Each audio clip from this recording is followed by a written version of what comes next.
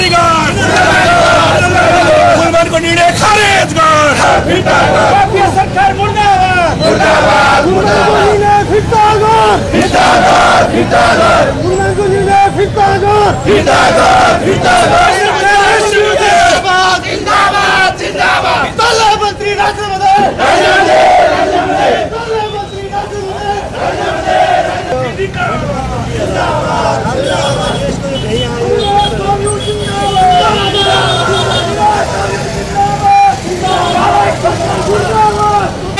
अँध्यारो कालो कोठाभित्र बसेर आफ्नो अङ्क गणितीय हिसाब किताबमा आफ्नो सरकार टिकाउनको निम्ति आफ्नो कमिसन भागभण्डा बनाउनको निम्ति सायद यो देशको शासकलाई उज्यालो मन पर्दैन, त्यसैले आज कुलमानलाई बर्खास्त गरेको छ।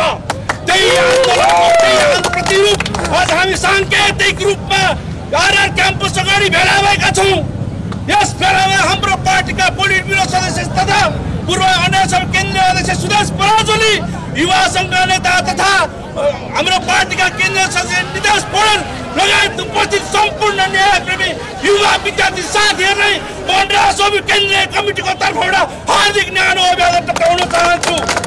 आदरणीय युवा विद्यार्थी साथीहरू, आदरणीय आम जनताहरू, हामी आज यो ठाउँबाट के उद्घोष गर्न चाहिरहेको छौँ भने हामी कालो कोठाभित्र बसेर हिसाब किताब गर्ने सरकार, स्काउटको जग्गा खाने माफिया मन्त्री दीपक भट्ट जस्ताहरूले यो देशको मूल्याङ्कन गर्ने, यो देशलाई उज्यालो बनाउने कुलमान घिसिङलाई जिरो अथवा शून्य कार्य सम्पादन मूल्य शून्य के हो यो भनेको तिमीहरूले प्रचार गर्नलाई पैसा पुगेन भनेर पछाडि शून्य अङ्क थप्दै लाने भनेको हो होइन भने यो देशलाई उज्यालो बनाउने कुलमान घिसिङलाई किन बर्खास्त गर्यो होला? कुलमान घिसिङको विचारसँग हामी सहमत छैन, कुलमान घिसिङले खाने भातसँग हामी सहमत छैन, तर कुलमान घिसिङले गरेको कामप्रति हामी एकैबद्धता जनाउन चाहन्छौँ। यस अर्थमा हामीले यहाँ बढिरहेको छौँ। 17-18 घण्टासम्म लोड सेडिङ भएर बस्ने हामी नै हो। मोबाइल चार्ज गर्न नपर्ने हाम्रा विद्यार्थी भाइ बहिनीहरू, छोराछोरीहरू अँध्यारो भएर पढ्न नपर्ने युगको अन्त्य कुलमान घिसिङले गरेका थियौँ। हाम्रो उसको राजनीतिक विचारधारासँग मतलब छैन, उसले कुन राजनीतिक दललाई समर्थन गर्छ त्यसको मतलब छैन, तर हामी यो अभियानमा जोडेको छौँ, यो देश बनाउने अभियानमा जोडेको छौँ। हिजो कुनै नेताहरू बास्केटबल खेल्दै गर्दा, टिटी खेल्दै गर्दा हामीले स्थापित गरेको लोकतान्त्रिक गणतन्त्रको विरुद्ध आज धावा बोलिरहेको छ। त्यही धावा बोलिरहेको बेलामा सरकारले यो जुन निर्णय गरेको छ, यो निर्णय गरेकोले राजा बालियालाई बस्राइदिने खालको निर्णय गरेको छ, यसको घोर निन्दा र भर्त्सना गर्न चाहन्छौँ। आज हामी साङ्केतिक रूपमा यहाँबाट बनिरहेका छौँ। यो निर्णय खारेज गरेन भने हामी भोलि देशभरि आगो बाल्नेछौँ, यो राजनीति उठ्नेछ, यो युवा सङ्घ उठ्नेछ। हामी उज्यालोको लागि लडिरहेको अँध्यारो हामीले छोडिसक्यौँ। हिजो काल भइसकेको चिजलाई फेरि वर्तमान ल्याउन खोज्ने यो सरकारको हामी घोर भर्त्सना गर्दछौँ। युवा विद्यार्थीहरू चुप लागेर बस्दैनन्। युवाहरूको शरीरमा रातो रगत हुँदासम्म, तातो रगत हुँदासम्म यो सडक युवाहरूको, यो भ्रष्टहरूको सडक हुन सक्दैन। न्यायप्रेमी जनताको सडक हो। यो सडकका पक्षमा हामी जहिले पनि हुनेछौँ। जसलाई अन्याय पर्छ त्यसको पक्षमा छौँ। कुन व्यक्ति कसको पक्षमा छ छैन भन्ने थाहा छैन। जब अन्याय समाजमा पर्छ त्यसका विरुद्धमा ज्वारभाट उठाउने यिनै युवाहरू हुन्। शिरमा कफन बाँधेर 62-63को आन्दोलनको अगाडि हामी लाग्यौँ। पुलिसका गोलीले पनि हामीलाई केही गरेन। त्यस कारणले म प्रहरी साथीहरूलाई पनि भन्न चाहन्छु, तपाईँहरूले साथ दिनुहोस्। भ्रष्टहरूलाई खेद्नुपर्छ, थुनेर लग्नुपर्छ।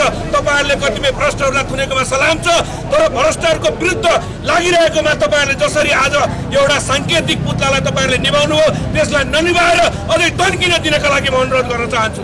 त्यस कारणले म भन्न चाहन्छु, अदालतलाई पनि भन्न चाहन्छु, सम्मान्य प्रधान न्यायाधीशज्यू, तपाईँको अदालतमा आज सम्भवतः मुद्दा पर्दा त्यो मुद्दालाई तपाईँ पुनर्विचार गर्नुहोस्। यदि भ्रष्टहरूलाई तपाईँले साथ दिनुभयो भने तपाईँ पनि कतै त्यतै लागेको त होइन भन्ने प्रश्न खडा हुनेछ। यस कारणले तपाईँ न्यायप्रेमी जनताका पक्षमा काम गर्ने व्यक्तिका पक्षमा, भ्रष्टहरूका विरुद्धमा, बिचौलियाहरूका विरुद्धमा हुनुहुन्छ भने सङ्केत दिनका लागि अदालतले कुलमानलाई साथ दिएर पुनर्बहाली गर्नुपर्ने छ। यस कारणले म भन्न चाहन्छु, यो सरकारलाई आह्वान गर्न चाहन्छु, तपाईँ यदि भ्रष्ट होइन, तपाईँ यदि पुरानो समय फर्काउन चाहनुहुन्न, नयाँ युगको सुरुवात आफूलाई भन्दै हुनुहुन्छ भने कुलमानको गरेको निर्णय हामीले गल्ती गरेका छौँ भनेर फिर्ता गर्नुको अनुरोध गर्दै, अगाडिको मैदान यस्तो मैदान हो जतिखेर शासकहरूले निरङ्कुशता लान्छन्, जतिखेर कुशासनको पक्षमा शासकहरू बोल्छन्, त्यतिखेर यो आन्दोलनको चौरमा उभिएर फेरि पनि हामी आन्दोलनको घोषणा गर्नका निम्ति यहाँ उपस्थित भएका छौँ। हामीलाई लाग्छ यो सरकारले अत्यन्तै राम्रो काम गरोस्, अत्यन्तै राम्रो सुन्दर काम गर्नेछ यो सरकार भन्ने हामीलाई विश्वास थियो। तर यो सरकार यस्तो सरकार रहेछ। म यो सरकारको मन्त्री दीपक खड्काको बारेमा धेरै भन्न चाहन्न। लैनचौरको स्काउटको जग्गा हेऱ्यो भने त्यहाँ भ्रष्टाचार गर्ने एउटा मन्त्री कोही हो भने त्यो दीपक खड्का हो। अरू कोही त्यस्तो मान्छेलाई मन्त्री बनाएर आज दिनदाडै एउटा सफल उज्यालो नायक कुलमान घिसिङलाई जो ढङ्गले हटाउने कोसिस भइरहेको छ, हटाइयो। त्यो कुरा हाम्रो पार्टीको तर्फबाट, युवाको तर्फबाट, अधिराज्यको तर्फबाट हामी निन्दा गर्न चाहन्छौँ, भर्त्सना गर्न चाहन्छौँ र धेरै लामो भएछ आन्दोलन नगरेको। अब आन्दोलन गर्नका निम्ति अधिराज्य युवा सङ्घ तयारी अवस्थामा रहेको जानकारी गराउन चाहन्छौँ। हाम्रो पार्टी पनि यो आन्दोलनको चरणमा छ र त्यसैभरि हामी आन्दोलन समाजवादी मोर्चाको तर्फबाट गर्न चाहन्छौँ। हामी यति मात्रै भन्न चाहन्छौँ, भ्रष्ट दलाल दीपक खड्का जसले एउटा उज्यालोको नायक कुलमान घिसिङलाई हटाएर उनले जनताको मनलाई, हृदयलाई रोएका छन्। त्यसो भएको कारण यिनी यस्ता मन्त्री, यो सरकार सदा जनताको हृदयबाट टाढा हुनेछ, भाग्नेछ र जनताले यस्तो सरकारलाई मन पराउँदैन भन्ने कुरा राख्न चाहन्छु। र अन्तिममा भन्न चाहन्छु, कुलमान घिसिङलाई जसरी यो सरकारले हटाएको छ, जनताले यो सरकारको मन्त्री दीपक खड्कालाई त्यसै गरी हटाउने छन्। त्यसो भएको कारणले गर्दाखेरि सम्पूर्ण साथीहरू आन्दोलन गरौँ। अखिलका साथीहरू, युवा सङ्घका साथीहरू, अखिल क्रान्तिकारीका साथीहरू, सबै सङ्घ सङ्गठन नेभी सङ्घ यो आन्दोलनमा जोड्यौँ र यो आन्दोलन एउटा उज्यालो नेपालको नायक जसले हामीलाई लोड सेडिङ मुक्त गरे, देशलाई लोड सेडिङ गर्नका निम्ति मुक्त गरे, त्यस्ता मान्छेको पक्षको आन्दोलन हो। यो कुनै कर्मचारीको आन्दोलन होइन।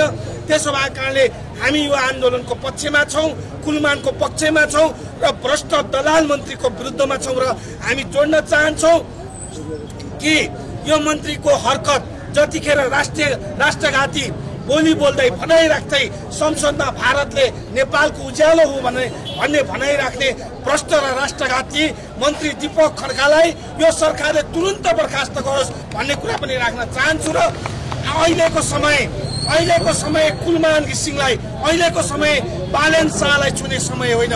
उनीहरूले राम्रो काम गरिरहेका छन्, हाम्रो पार्टी उनीहरूको पक्षमा छ। त्यसो भएको कारणले भ्रष्ट मन्त्रीहरूलाई, भ्रष्ट तस्कर दलालहरूलाई ठिक लाउने समय हो। र यो अहिले केपी ओलीको सरकार भ्रष्टहरूलाई, दलालहरूलाई, माफियाहरूलाई संरक्षण गर्दै अगाडि बढिरहेको छ।